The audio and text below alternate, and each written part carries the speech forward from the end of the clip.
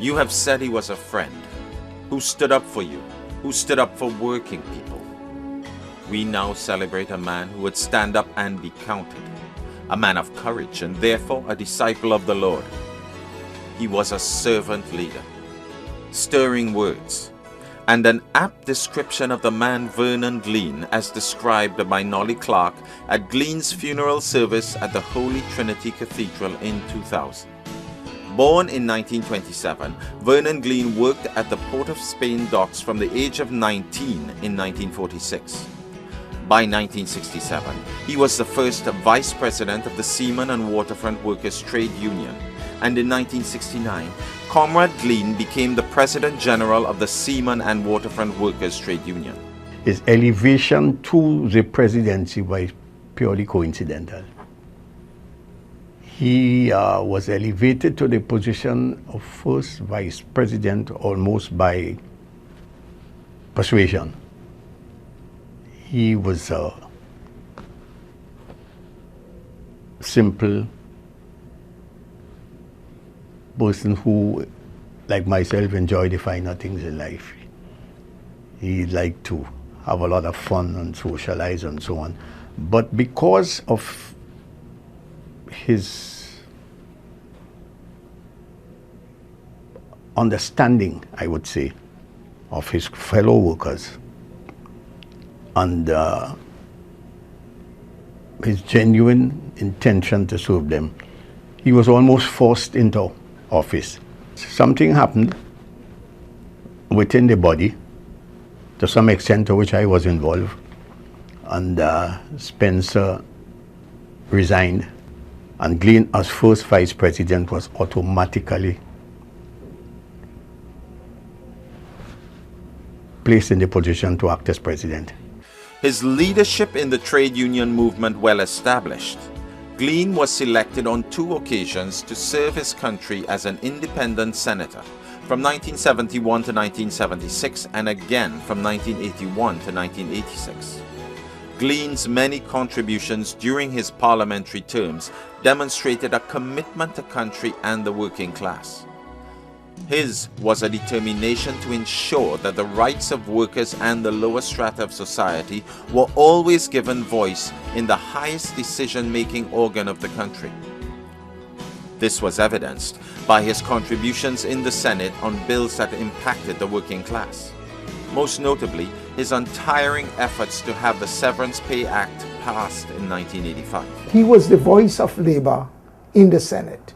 And it took a while to draft legislation. You have to bring it through the parliamentary process.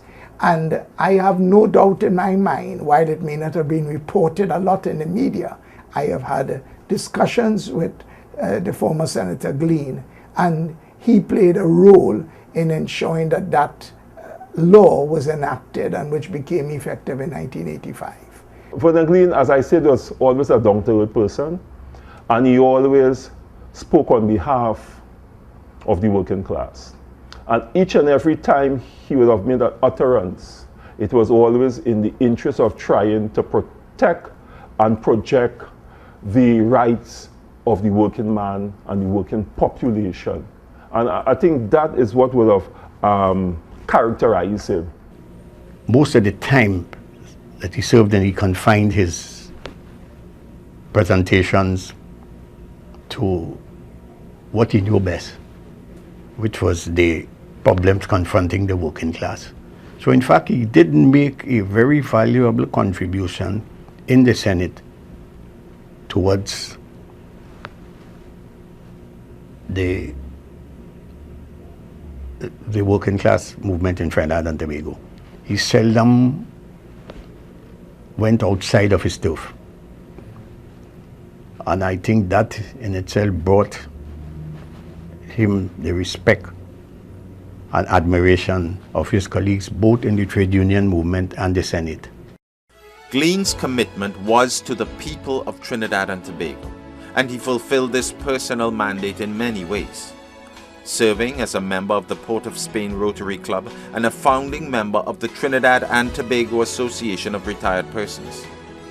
Glean also served on the boards of the National Petroleum Company, Plipdeco, the Port Authority of Trinidad and Tobago, the Workers' Bank, and the Small Business Development Company. By 1990, Glean had resigned as President General of the SWWTU, but continued to serve in an advisory capacity until 1996. His contributions to the SWWTU, the national community, and the wider Caribbean by then had been well established, with many positive outcomes. Glean had shaped a platform for the progressive evolution of the trade union movement, raising the bar in terms of what was expected of leaders in the trade union movement, even beyond the shores of Trinidad and Tobago. He was almost an iconic figure. He was a visionary, because some of the things that Vernon Glean spoke about as a president, whereby some trade unions were saying then that is not the role of the trade union. I'm seeing that trade unions are now doing it internationally. For example, the question of the survival of the trade union movement being independent, and by that what he meant is that the trade union should get themselves involved in business and they should be financially independent. One of the major contributions where no one pays attention to was the question of the development of a pension plan that is second to none up to this day for dock workers. It's a pension plan that even unions in the bigger countries, the European countries, try to emulate. And as a consequence of that kind of thinking and visionary thinking, that dockers are able to leave the port with a pension plan that is better than any pension plan that it has in Trinidad and Tobago. He, in fact, made a very, very valuable contribution not only to his union, not only to the trade union movement in Trinidad and Tobago, but in the Caribbean. And he also made what can be considered a very good contribution in the national parliament on matters that affected the working class in Trinidad and Tobago, and for which he was quite knowledgeable. He remained a very simple, unassuming person to the end of his life. So I would say his legacy would be his contribution to the working class movement in Trinidad and Tobago without any fanfare.